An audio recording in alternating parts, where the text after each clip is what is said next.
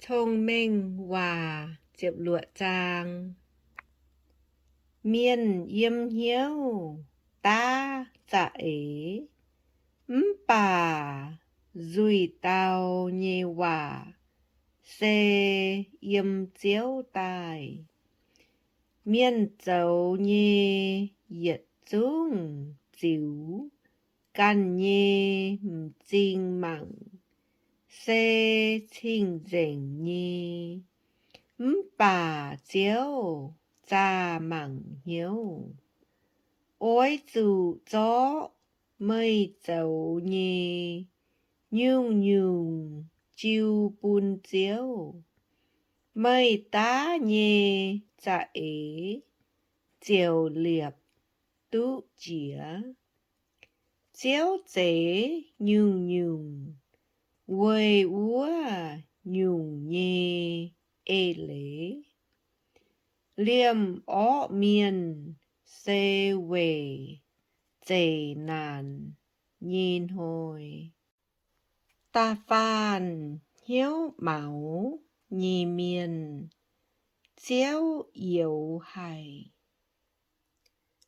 ôi dù hiếu tình nín dung biểu mái đút ôi dù tình dưới miên diệp chúa căn lống thiên hùng chiều tú dưới quảng liếu miên thai chiếu chiều tú xím gồi ó xì xe con miên dẫu nhì chéo bún chiếu ản hấy chiếu già bún úa tàu nhì win quang chào nín họp mai cạn nái dỗ bà dẫu tú dĩnh xe cao lống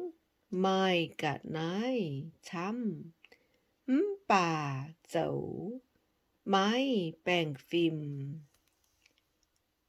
miên nhi nhiêu tá dạ ế ló căn nhi chéo bà chiếu yến nín yang nhi chào bìa hung tía con hòa mai thiên hung nhi hạt má xiêm tình nhi giang hồ nín nhi dùi giả mái con tòng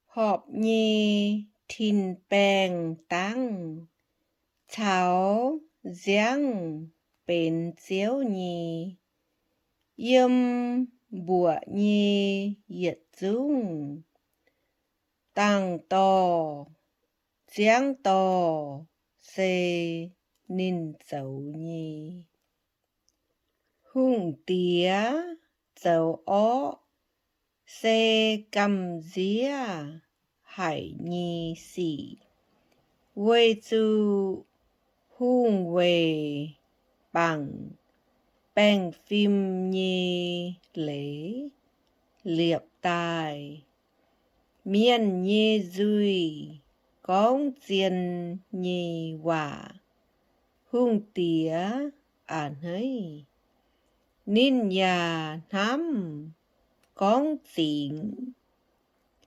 nhi hòa nhi miên hung tía chia chía bùn chinh miên ôi chủ tài bà thông minh miên hai tốn hung tía nhi cả chía hung tía nhi hiền giang diệu bún miên hai tú mèng giang hung tía họp hiếu xê nắng buồn to chiến chun kên nhê biểu tài nọ. Tú thông minh xe cao lồng chĩa tú chiêm. Kín tú quân trang xe cao lồng kín tú nhàn. Hiếu chính miền can nhê trao lầu xím gòi ó xì. Hai tao cậu lũng can nhi cháu chiều cấu can nhi mẹn. Châu máu nhi cháu tò miền minh dụ miệt. Hiếu thành lô bùn miền dụ đỏ.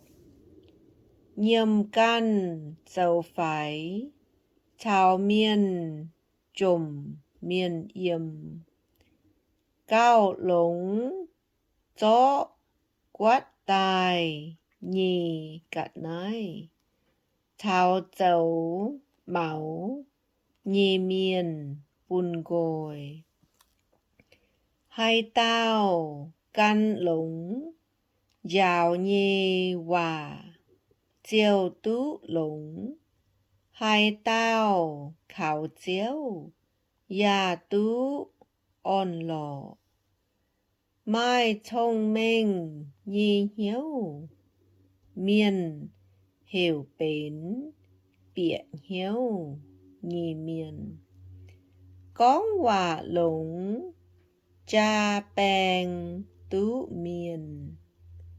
Quê mai thông minh nhi miền.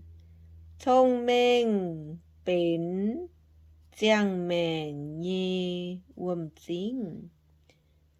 Bà miền hồng miền dụ nín bùa hồng nhi cháu tình nín bùa nhi chửi. Thông minh miền nhi hiếu giàu nín con hòa họp. Nín nhê duy con nhê hòa ya cao hai bèn tứ miền. Con hòa lũng xê nắng mùi tòng cam nhê. Bùn hiếu khu yếm xin nhà hoàng xiang. Mai tiêu cháu miền phún xe họp nhì. Bà nói tiêu cháu xét mũi to miền minh dụ tài. Miền khấu lại xung dùi nín nhê dùi dùn nín mình. Mái lâm lồng nhê miền tá dạ ế châu ó xỉ. Nín con nhê hòa thắng tàu chí miền. Bút lông bút tăng nhê miền thốt miền giang trả. Con hòa hú nhê miền hồi lô keng tồi bùn gồi. Miền tổ miền dụa nín nhê choàng lãng miền. Ya to nín yang mái bến nhì cháu. Miền nhập dinh nín tá đúa miền nhê dạ ế. Cặp duy mế úa tàu bùn ó xỉ thuất tài. Bà bê bẻ xe giang làng nhì nín.